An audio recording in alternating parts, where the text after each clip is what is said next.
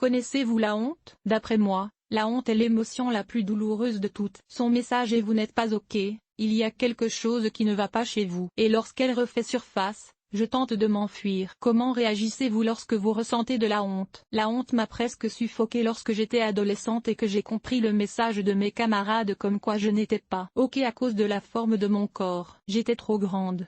En y repensant, je peux encore ressentir comment cette forme de honte toxique dans mon corps, le nœud dans ma gorge, une lourdeur enveloppant tout mon corps telle une couverture de plomb, et un désespoir si profond car il n'y avait rien que je pouvais faire concernant ma taille. Je n'avais aucun moyen de devenir OK, j'étais coincée et maudite. Je n'étais pas OK, et ne le serai jamais. Dieu merci, il y avait ma grand-mère qui m'aimait ardemment, et lorsqu'elle dut aller à l'hôpital elle me dit que la grande infirmière était sa préférée car elle lui rappelait moi. Puis il y eut mon amoureux, à présent compagnon depuis 25 ans, qui pensait que j'étais la personne la plus mignonne qui ait jamais existé, se vantant auprès de ses amis qu'il avait dû m'importer parce qu'il ne trouvait pas ici de femme assez grande. Tous deux m'aimaient passionnément, et lorsque je regardais dans leurs yeux, j'ai vu qu'ils pensaient que j'étais étonnante, que j'étais mieux que OK. Ils ont commencé de soigner la même blessure. De nombreuses années plus tard encore, lors d'un atelier de thérapie imago-couple auquel mon mari et moi participions, j'ai été profondément touchée lorsqu'il fit un exercice appelé douche positive au cours duquel,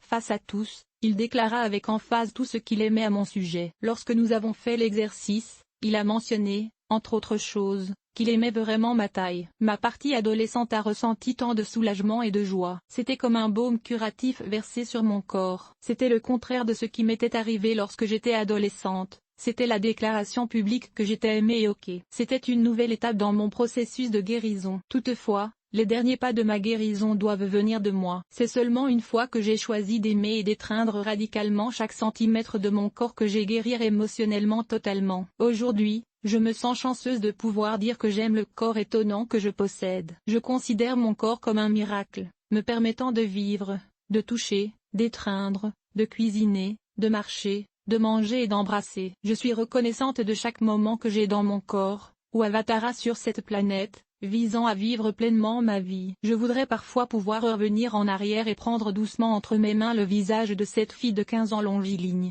regarder dans ses yeux bleus et lui dire « Chérie, tu es fantastique, je t'aime, tout ira bien ». Nous connaissons tous la honte. Pour moi, elle était en rapport avec ma taille, pour vous elle a pu être, ou être encore en ce moment, en rapport avec la couleur de votre peau, votre célibat, votre statut social, votre infertilité, votre manque d'éducation, votre calvitie, vos faibles revenus, votre maladie ou autre. La honte peut être provoquée par à peu près tout. La doctoresse Brené Brown, qui a fait des recherches développées sur la honte, a déclaré dans sa conférence TED, si vous placez la honte dans une boîte de pétri, elle a besoin de 3 choses pour croître de manière exponentielle, le secret, le silence et le jugement. Si vous placez la même quantité de honte dans une boîte de pétri et que vous la couvrez d'empathie, elle ne peut survivre. Ma honte a survécu de nombreuses années parce que je l'ai cachée et que je n'aurais partagé mes sentiments avec personne. Cela a simplement solidifié la croyance que je n'étais pas OK, et qu'il n'y avait pas d'issue. Je prétendais être OK.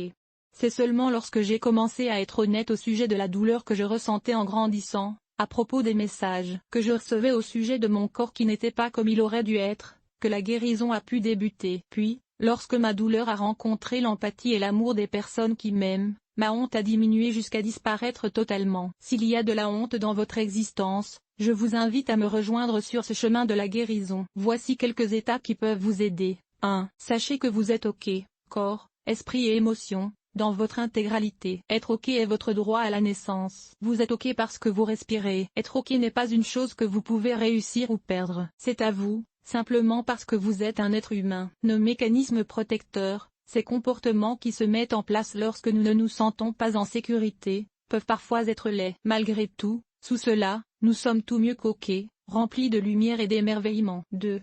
Partagez votre honte avec des personnes à qui vous faites confiance. Vous ouvrir et partager votre histoire de honte avec des personnes en qui vous avez confiance, qui vous répondront avec gentillesse et empathie, représentera une étape clé dans votre processus de guérison. Si vous n'avez pas actuellement dans votre vie ce genre de personne, trouvez un thérapeute pouvant être cette personne auprès de vous, jusqu'à ce que ce type de personne figure dans votre cercle. 3.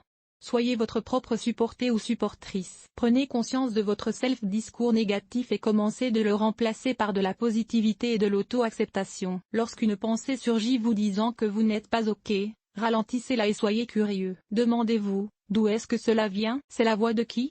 Les pensées de honte sont souvent des voix du passé intériorisées. Ensuite, devenez votre propre supporter ou supportrice et remplacez ces pensées par une pensée d'auto-acceptation. Par exemple, si votre pensée est quelque chose du genre « je suis un raté parce que je ne possède pas de maison », demandez-vous, d'où vient ce message? Qui vous a dit ça par le passé? Vous réaliserez peut-être que votre père parlait toujours de l'importance de posséder une maison et la façon dont il jugeait les gens qui n'en avaient pas. Ensuite, remplacez la pensée par une pensée plus positive, telle que ce serait bien de posséder une maison, mais être locataire implique rien à propos de ma valeur. En fait, louer a aussi des avantages.